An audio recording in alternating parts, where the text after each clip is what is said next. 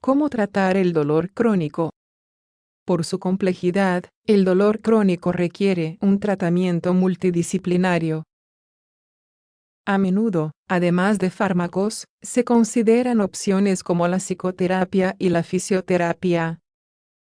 ¿Quieres saber más al respecto? Se denomina dolor crónico a todo aquel que dura más de 3 meses. En la mayoría de los casos, tiene una causa orgánica bien definida, motivo por el que los médicos tienen como prioridad tratar el origen.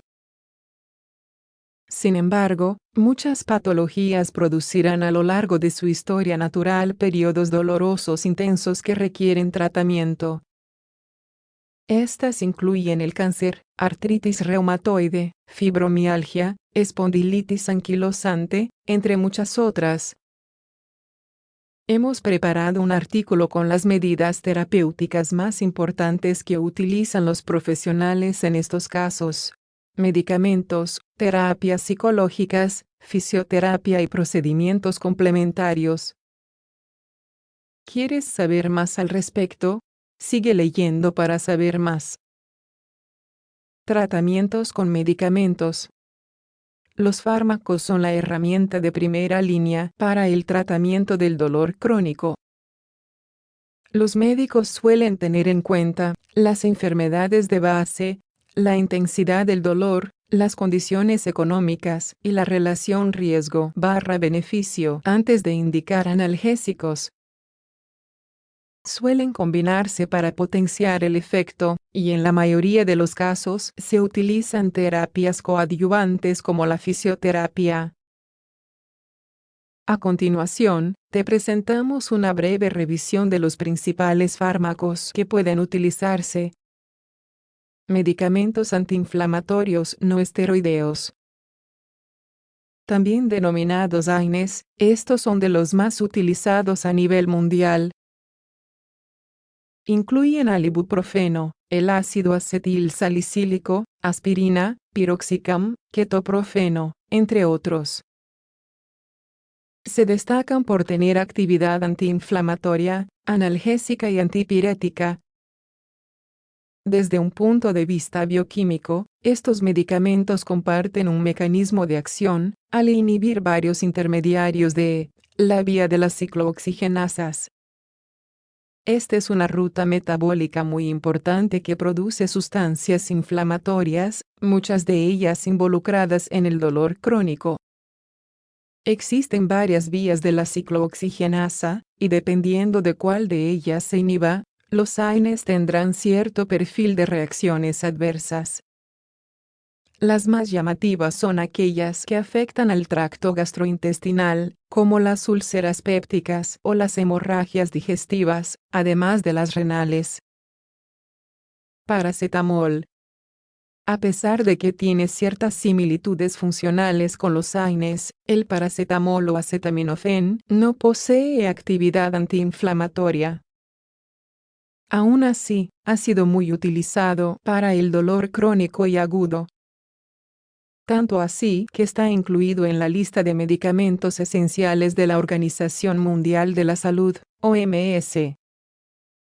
En general se considera seguro, pero la sobredosis puede ocasionar toxicidad hepática.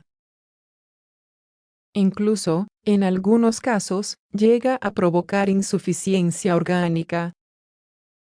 Por eso, si hay una enfermedad hepática preexistente, hay un alto riesgo de toxicidad, aun si las dosis son terapéuticas. Esto quedó descrito en un caso de reporte publicado en 2019 a través de Medicina Interna de México. Para el tratamiento de algunas patologías como la migraña, es común encontrar formulaciones comerciales que lo combinan con otros fármacos. Siguiendo este ejemplo, la cafeína suele asociarse a las tabletas para potenciar el efecto analgésico. Inhibidores selectivos de la COX-2. En este grupo se incluye el rofecoxib, celecoxib, etoricoxib, entre otros. Se diferencian del resto de los AINES debido a que solo inhiben a la mencionada vía metabólica, COX-2. Esto puede resultar beneficioso para el tratamiento de algunas patologías, sobre todo porque tienen un buen perfil de seguridad gastrointestinal. Sin embargo, estos fármacos se han visto envueltos en algunas polémicas dentro de la comunidad médica. Por ejemplo, el Valdecoxib ha sido retirado del mercado debido a que algunas investigaciones revelaron que su consumo prolongado aumenta el riesgo de trombosis. Esto significa que la incidencia de eventos cardiovasculares puede verse aumentada con el uso crónico de estos fármacos.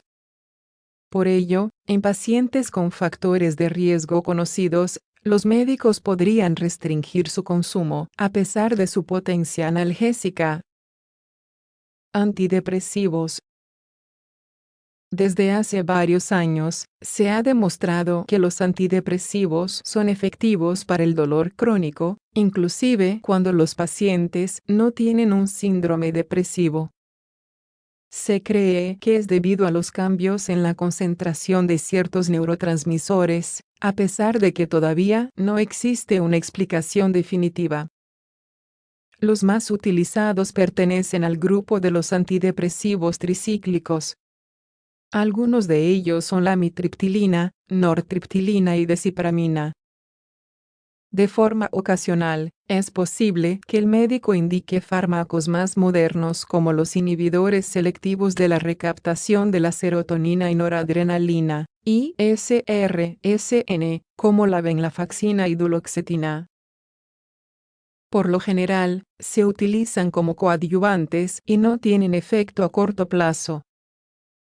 Por tanto, requieren de varias semanas de tratamiento continuo para mostrar mejoría clínica.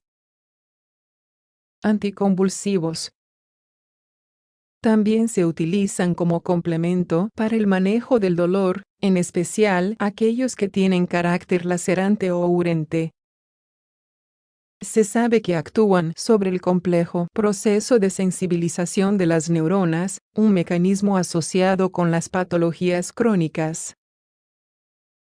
Al igual que los antidepresivos, tardan varias semanas en actuar y no sirven para el dolor agudo.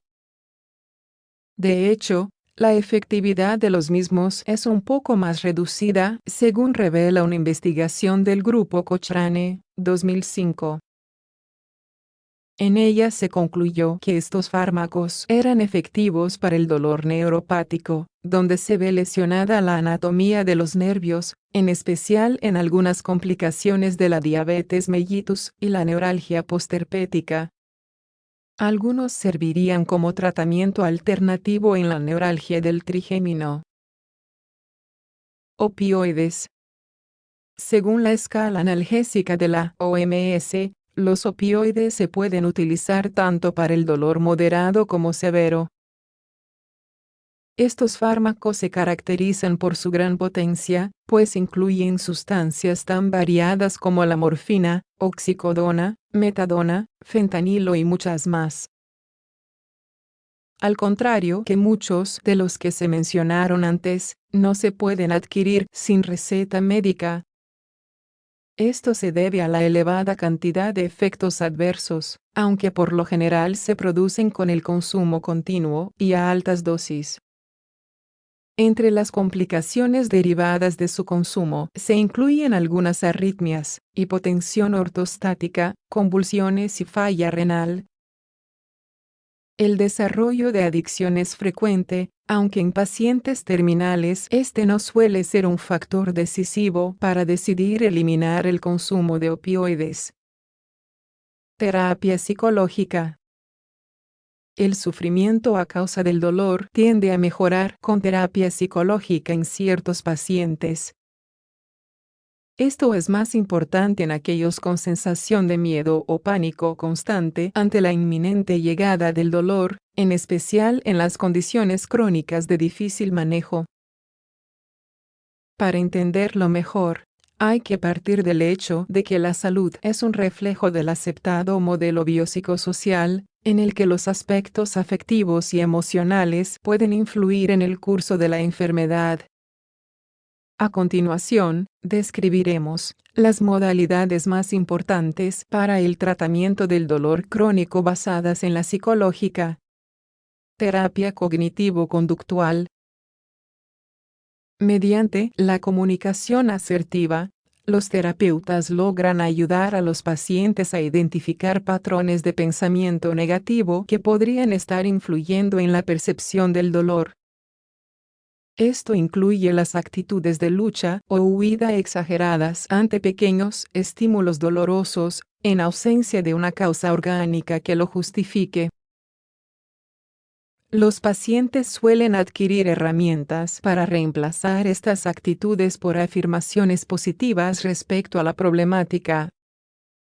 Esto no quiere decir que el objetivo sea evitar o subestimar una enfermedad, sino más bien cambiar la mala percepción. Según menciona este artículo de revisión del año 2009, varias investigaciones observacionales y experimentales han encontrado resultados significativos a favor de la terapia cognitiva conductual. Técnicas operantes. Este apartado se refiere a la aplicación práctica de la terapia psicológica por parte del paciente. Consiste en la adquisición de nuevas costumbres que ayuden a disminuir la sensación del dolor a través de la aceptación y la capacidad de restablecer las actividades diarias cuando fuese posible. Se encuentra muy en auge la aplicación de la escritura emocional y el mindfulness. La primera consiste en escribir de forma constante sobre las emociones relacionadas con el dolor y eventos traumáticos. No se buscar alcanzar perfección estética, sino servir como medio de desahogo personal. La segunda, por su parte, se basa en optimizar la atención sobre las actividades diarias, con marcado efecto sobre la salud mental. De hecho, se sabe que podría disminuir los síntomas depresivos y mejorar el rendimiento laboral. Relajación. Es un término amplio, y puede alcanzarse mediante varias técnicas. La meditación es un ejemplo clásico, y se puede realizar de manera muy distinta a la que se suele mostrar en los programas de televisión o películas. El objetivo es inducir un estado de tranquilidad de tal magnitud que permita disminuir la actividad del sistema nervioso simpático. Mediante la secreción de sustancias como la adrenalina, permite activar el cuerpo para situaciones de lucha o huida. La disminución de la tensión muscular también es un efecto deseado, en especial en aquellos pacientes que sufren de cefalea tensional recurrente y migrañas. Hipnosis. Es posible considerarla como una técnica que incorpora elementos tanto de la meditación como de la relajación. Durante las sesiones de hipnosis, el paciente fija su atención en un objeto o pensamiento con el objetivo de dejar en un plano subconsciente la sensación de dolor. Los psicólogos y psiquiatras son los profesionales indicados para este tipo de intervenciones, aunque el interés por su realización también abarca otras especialidades en el área de la salud. Esto ha sido posible gracias a la creciente evidencia científica sobre su efectividad, lo que es quizá su aspecto más controvertido. Según la prestigiosa Clínica Mayo, es una terapia válida para el control del dolor crónico en pacientes con fibromialgia, problemas articulares, dentales, entre otros. Biofeedback. Es la única técnica de esta lista que se basa en el apoyo activo de tecnología durante las sesiones de terapia.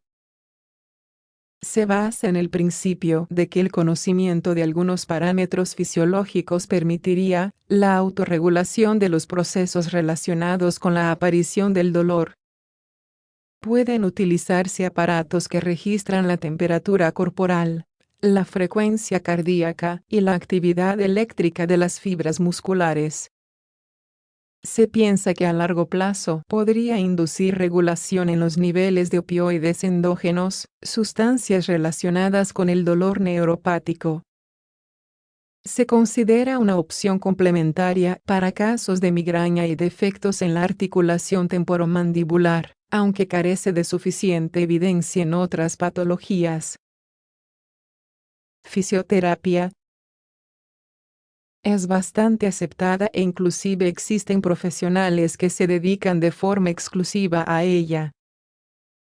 Incluye la realización de ejercicios físicos de leve a moderada intensidad para favorecer la disminución progresiva del dolor. Por lo general, se indica para trastornos osteomusculares, en los que también se busca mantener la funcionalidad de los miembros. Una de las enfermedades en las que más se utiliza es en la fibromialgia. Se caracteriza por aumento de la sensibilidad al dolor en todo el cuerpo, destacando algunos puntos específicos de máxima intensidad conocidos en inglés como tender points. No se conoce bien su causa, pero puede llegar a disminuir bastante la calidad de vida si no se recibe tratamiento. Tratamientos complementarios. La mayoría de los profesionales de la salud suelen indicar varias terapias para el dolor crónico. Por lo tanto, las que mencionamos antes tienden a combinarse y cambiarse en el tiempo para lograr mejores resultados. Cuando dejan de ser efectivas y se entra en una falla terapéutica, pueden considerarse otras opciones más invasivas para eliminar el sustrato anatómico del dolor. Tal es el caso de la neurólisis, los bloqueos quirúrgicos y la cirugía mínimamente invasiva. En la mayoría de los casos, existen pocas complicaciones importantes. En parte, esto se debe a la formación especializada en el tratamiento integral del dolor. Los hospitales de hoy en día suelen contar con unidades muy heterogéneas, que incluyen la participación de anestesiólogos, cirujanos y fisioterapeutas. Es posible calmar el dolor crónico. Por regla general, se considera que no existe justificación para que los pacientes sufran dolor. Las únicas excepciones son aquellas en las que el riesgo de determinada intervención supera los posibles beneficios de la misma. Debido a esto, el acceso a un tratamiento analgésico efectivo es uno de los objetivos primordiales de la salud pública. Las opciones son muy variadas, y en caso de duda es recomendable acudir con un especialista en el área. El profesional médico más indicado es el anestesiólogo, aunque existen otros capacitados en áreas específicas del dolor.